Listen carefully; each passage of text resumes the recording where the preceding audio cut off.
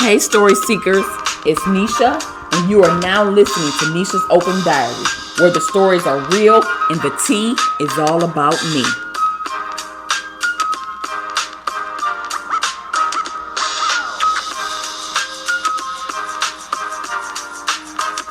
Welcome to Nesha's Open Diary. I am Nesha, and you are listening to Nesha's Open Diary, where my story times are true and my experiences are real. If you are new here, welcome. If you have listened before, welcome back. And if you don't know what this podcast is about, it is about real life and real shit that I have been through and experienced in my life. These story times are from different periods in my life, from childhood to teenage years to adulthood. The diary is open, and it's time for another story time. This story time is about a sleepover that took place at my friend's house. But first, let me give some backstory on how things that occurred at the sleepover came to be. This incident happened at my friend's house, who I consider to be my best friend. And as I have stated before, I had two best friends and two friend groups with whom I dealt with separately. They weren't friends with each other. And so with this one friend group, we decided to have a sleepover one weekend. I couldn't have been any more than 14 or 15. My friend has this cousin, let's call him D. And D always liked me and had a crush on me from the time he met me. So my friend will always be talking him up to me, singing his praises, bigging him up to me, D this and D that, just trying to sell him to me. But it was a hard sell because I wasn't interested. I was already messing with my son's father, who I didn't even have a baby by yet. We was just messing with each other, dating or whatever. And as I have said several times before, I was so gone off my baby daddy that I couldn't fathom being with nobody else. It was a no-go. And when she would be talking him up to me, I would be thinking, girl, I don't want him. Okay, like, why you telling me all this? And she talk about him a lot. These girls can't wear that. These girls gotta be fly. D. And I remember thinking, bitch, why don't you fuck him then? Because she was selling him so hard. I was like, damn. Is she trying to get him up off of her or something? So I get over her house for the sleepover, and we outside for the better part of the evening, hanging out, chilling, kicking it or whatever. And the cousin was nowhere around the entire evening. So it gets late, and we finally go in the house, but we still ain't sleep. We up talking, chilling or whatever. We in her sister room. We back and forth between her room and her sister room, just all around the house. And because we was all friends. I was actually her friend, but then after I met her sister, we was cool too. So we eventually make a pallet on my friend's bedroom floor because they had twin beds, and it just would have been, it was more convenient to make a pallet on the floor so we could all sleep together. And out of nowhere, the cousin D shows up. And in the back of my mind, I'm thinking, why is he here? This is a girl sleepover. And before I even went over there, my mother questioned me about who was going to be there. Did she have a brother? Is there a father in the house? And basically vetting the situation to make sure it was a safe environment for me to sleep over in. So after I told her that my friend's brother was like 6 or 7, she was okay with it and that there was no father present in the household. So she okayed it for me to sleep over. So when her cousin showed up, I was a little shocked because he wasn't supposed to be there. It felt like to me, she told him I was there and then he came over there, almost like they was conspiring behind my back. And he lived down the street from her. He could just walk down the block, literally. We all laid down on the pallet to go to sleep. I'm in the middle of my friend and her sister. And D, her cousin, was on the other side of my friend. Mind you, we all went to the same high school. He is 2 years older than his cousin and me. So at the time, he was probably in 11th grade and we was like in the 9th. So we laying there talking. Nobody is asleep yet. And I'm uncomfortable and had been since he entered the equation. I eventually fall asleep at some point. Don't know How long I was asleep for, don't really know when I fell asleep. I just know that I eventually went to sleep. But in the middle of the night, like in the wee hours of the night type shit, I wake up to find my friend and her cousin in switch spots. And he's spooning. And I was awakened by this nigga who then slid my shorts and my panties to the side. And he is trying to push himself inside of me. My eyes were big as saucers. And at that time, that's when I was very timid. You talk about shy. I mean, overly shy. And afraid to speak up for myself to anybody or about anything. A fucking mute. So, that's why I'm so outspoken now. Because I went so long being silent. I went so long being quiet. Went so long being shy, afraid to speak up, open my mouth and mutter a word, that now I'm very outspoken. So I'm frozen and I'm stiff as hell. And I start clenching my vagina like a Kegel exercise and my ass cheeks too to push him out, to stop him from entering me. Because he is trying to penetrate me. So at this point, he has to know I'm awake. And he just keeps on trying, but never says a word to me. I was scared to say stop or don't touch me. And he stopped eventually, I guess, when he could see that it wasn't going to happen because I was clenched all up. And I laid there for the rest of the night scared to make a move or a peep. Just laid there the rest of the night.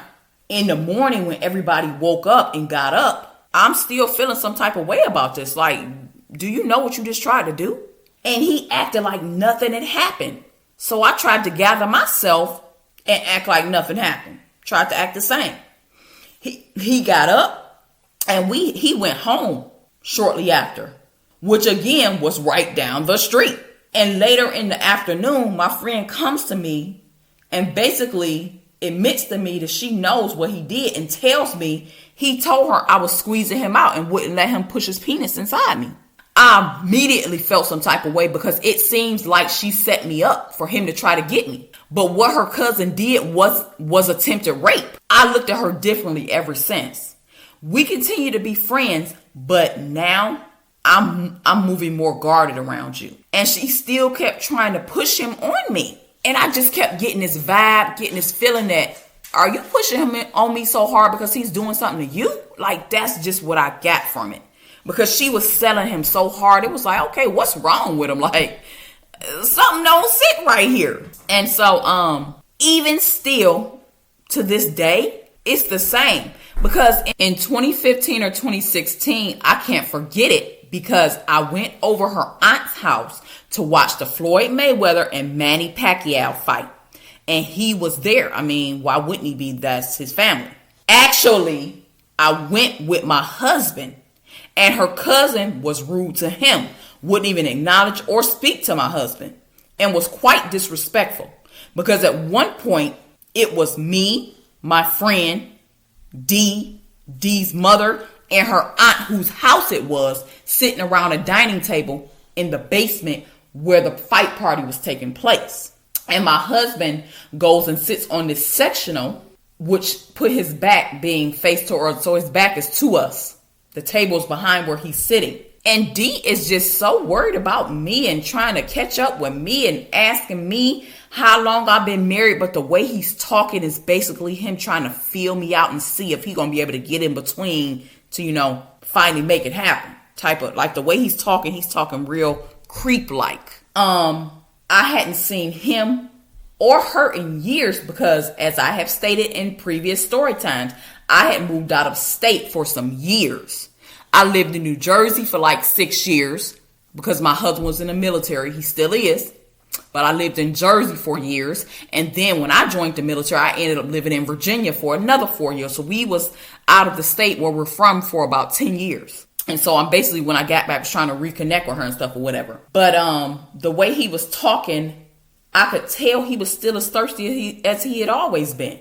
And after the fight party was over or whatever, I ended up talking to my friend like, some days later on the phone or whatever. And she is once again, knowing I'm married, once again, she's still promoting her cousin to me. OD said, where Tanisha at? And she tells me she told him at home with her husband. About time she said something, right? But girl, if you know I'm married, fully put your cousin in his place and tell him he is being disrespectful to me. He is being disrespectful to my husband, and he is being disrespectful to our marriage. But nope. She said that, made that little comment to him, but girl, go all the way in and let him know he been doing this for years.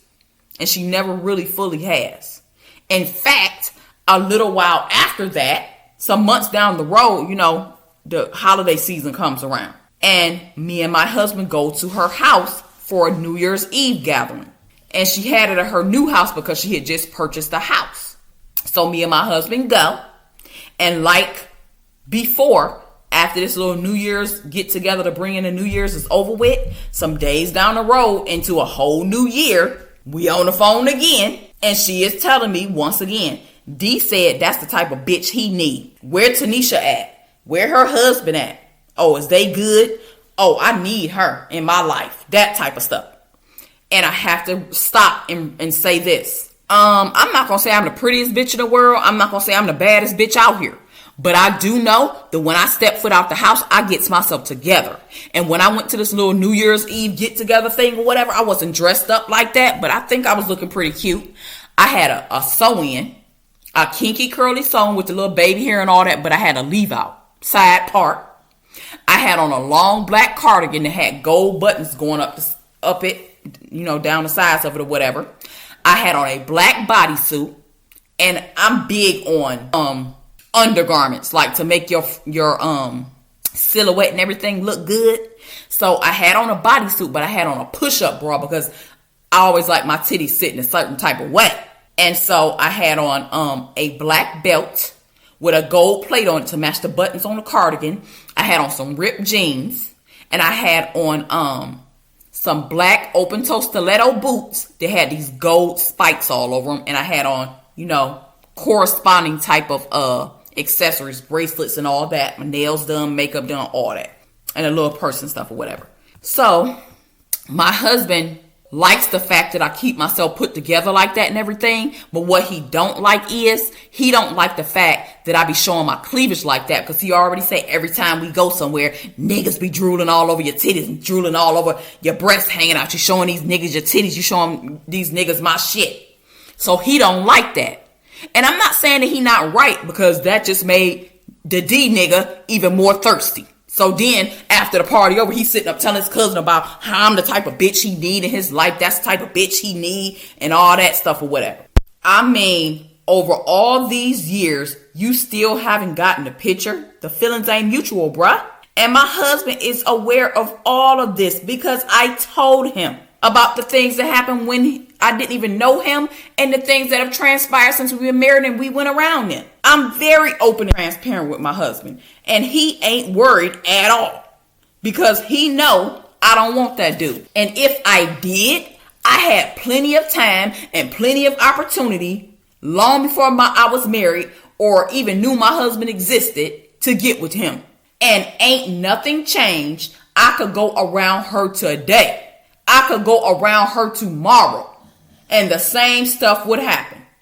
You would think people would be smarter. Girl, you basically set me up years ago for your cousin to rape me. And y'all still with the same mess.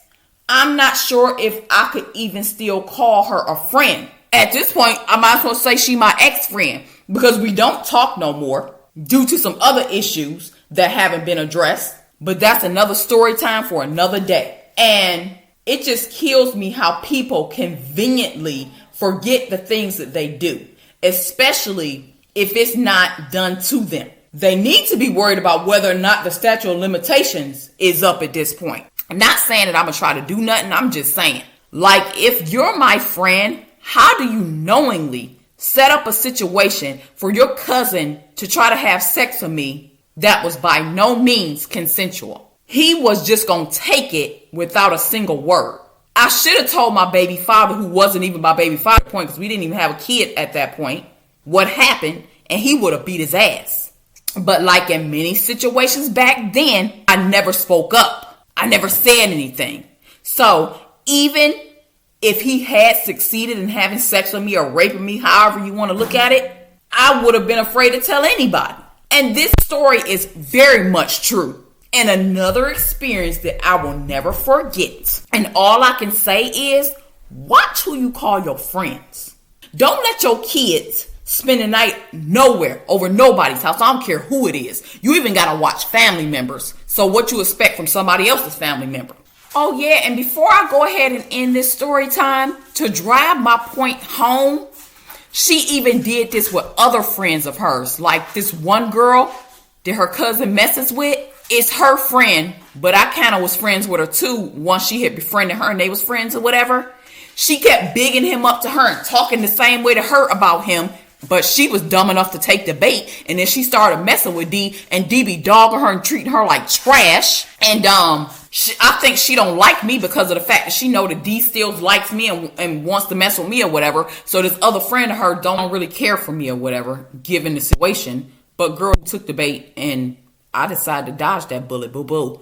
Let me let you know, I don't want him. Never wanted them, never did, never will. All right, story seekers, that is all for this story time. I am out of here. Make sure you follow me on all socials at Nesha's Open Diary and my website at neshasopendiary.podbean.com. And until next time, I will meet you where the pen meets the diary. All right, story seekers, that does it for this story time. I'm out of here. Until next time, make sure you tap in, follow me on Facebook and Instagram at Nesha's Open Diary, and I will meet you where the pen meets the diary.